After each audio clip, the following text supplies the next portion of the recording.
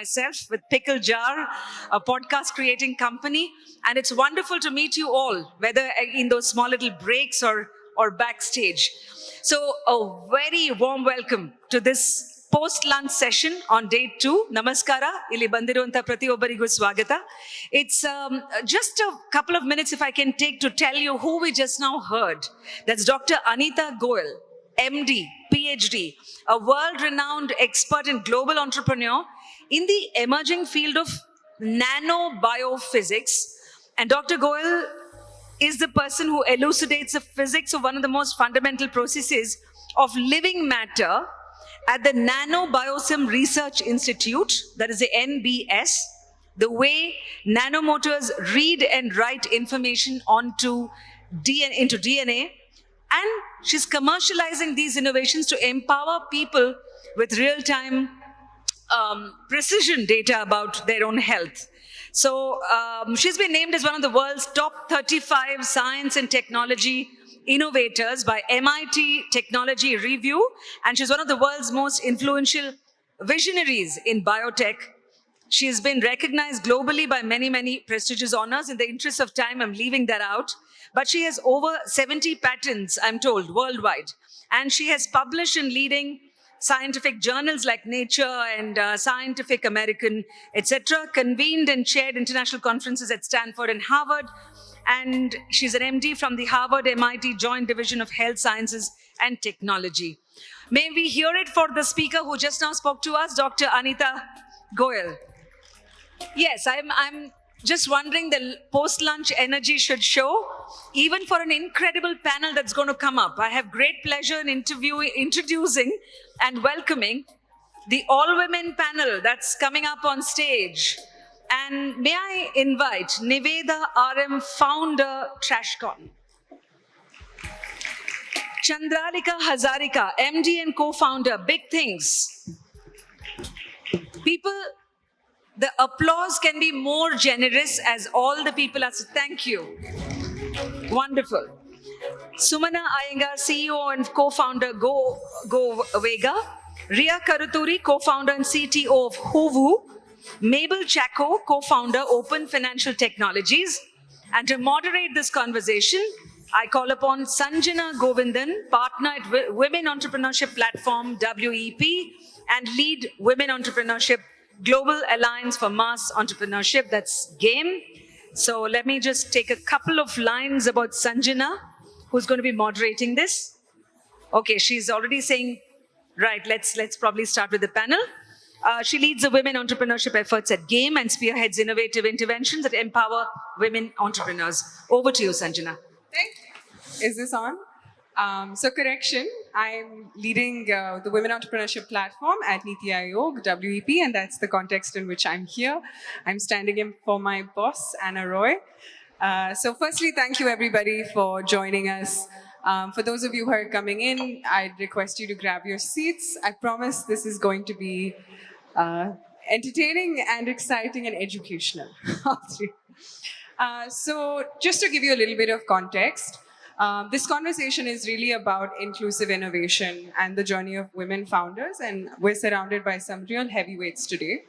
But in the larger context of thinking about entrepreneurship, we see data and statistics on how India has got the 3rd largest ecosystem, etc. There's a good question to ask about how much of that is inclusive, how much of that is systems that are built and enabled for and by women. So today, I think our conversation is going to coalesce around what journeys look like, what some of the barriers will look like, but also really think about solutions and what kind of solutions we can build for the future. So without further ado, and we'll go from right to left, my right, I'd like to introduce speakers, and the format for today is really going to be an informal but informative conversation. I'm also, just in the interest of making sure it's useful to you, at the end of this, you can reach out to the founders to get in touch with anybody on the panel.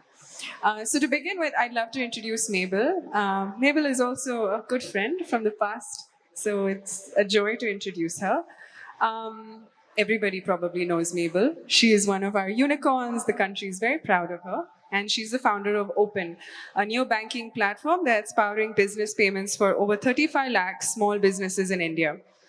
She's been an entrepreneur in the fintech space for 18 years now and has built a spectrum of fintech products, right from financial inclusion for mobile payments to NBFC contactless payments, payment gateways, and neobanking.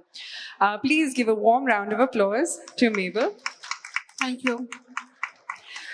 So instead of introducing everyone, what I'm going to do is ask for opening comments because I just think it'll be more fun that way.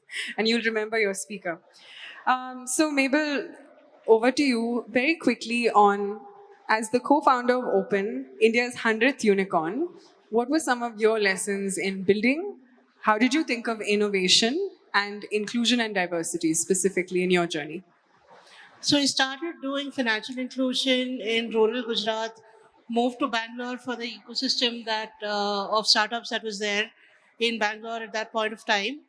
And inclusion has been a great part of my journey as an entrepreneur, not just in Open, in the things that we do for our users, but also the way we build the company, in the way we work with our teams. We are open for all kinds of talents. Doesn't have to be coming from conventional backgrounds. Almost 10% of our workforce are people who come from non-conventional, or other companies don't think they can hire them into formal jobs. So that's a big part of how the team is built, and that naturally goes into how the product becomes more inclusive for small businesses in tier 2, tier 3, for the visually impaired as well. Things that we are doing now on our platform.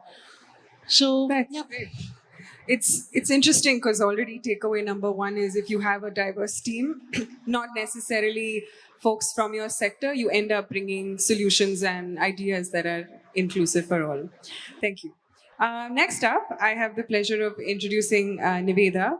Again, with Niveda, I have some history. I saw her idea before it was even an idea, a mock-up several years ago. And Niveda is now changing one of India and the world's biggest problem, which is waste. And while I think until recently it was not a very glamorous problem, right now it is literally the most important topic for everybody, and especially if you live in Bangalore. Niveda is the CEO and founder of TrashCon Labs, through which she's invented the world's first completely automated mixed municipal waste segregation unit and several other technologies. Her invention has been recognized by the World Bank and the Red Cross and is much decorated, and she's received several awards. She's also sent her technology overseas to places like the Maldives. So I have a very specific question for Niveda, which is around the space that you occupy, which is working in waste, is traditionally not a space where women have any sort of agency or leadership role, or there are founders. We talk all the time about STEM and the fact that there aren't any women, but this particular space has even a lower representation. So, in thinking about your problem statement, building a company, sustaining yourself, what was your journey? So very true. In fact, the space that I chose was waste management, and we were into hardcore manufacturing, which is even more only men. And forget all that. I started at an age of, at the age of 22, and I come from a very middle class background where they don't know what is business, right? So, and I had no funds, nothing, negative, and I'm going to solve the world's biggest problem. It was a joke to me myself, it was a joke. But then what kept me going was that somebody had to solve this problem. And if not I, who? And that was it looks very nice when I say that. And maybe that's how I started. But to be very frank, what we're trying to solve is the waste on the streets in Bangalore, in India, in Africa, which is currently going into the landfills. We have an end-to-end solution to prevent that. But to do that, you have to go to the landfills. You have to see what is happening. You have to start working there. So I literally worked like a waste picker, going to the landfills. I didn't have a place to pee. There's no bathroom in the dump site. And there was nothing. I mean, I was wearing an overall full day. But what I want to tell you is when I started and we were manufacturing and I went to this industrial estate where there are only men. And I was this young girl actually who was walking in the middle of the road and trying to weld and drill and whatnot. people were looking at me. Everybody came out of their shops. They're like, kuch pagal, and some mad girl is doing something. First day was mad girl. Second day was also mad girl. But third day they got used to it. She's doing something. She's going to the nearby garbage, like a waste picker. There are only pigs and dogs there, and she's taking that waste, going to her machine, putting it. Something is wrong with her. But by the fifth day or sixth day, they started coming and giving me ideas. Why don't you do this also? Why don't you do that also? So what I've seen in my journey is that, of course, there's a lot of bias. Of course, even I myself had a lot of doubts. Forget others. I had a lot of doubts. But over a period of time, when you keep at it, and keep at it with the intention that you have, I think the world changes and everything becomes very supportive. So, I think it's really great that you brought this up because I always imagine if it was a male founder in your place, a lot of the problems that you just said, there was no bathroom, there's no dignified way to do the job you were doing, would never even be a mainstream conversation because by default, I'm male. It's not my problem. So I feel like while we're so proud of what you've built, it's also great what we can unpack from your journey. And I hope we get to more questions in a minute.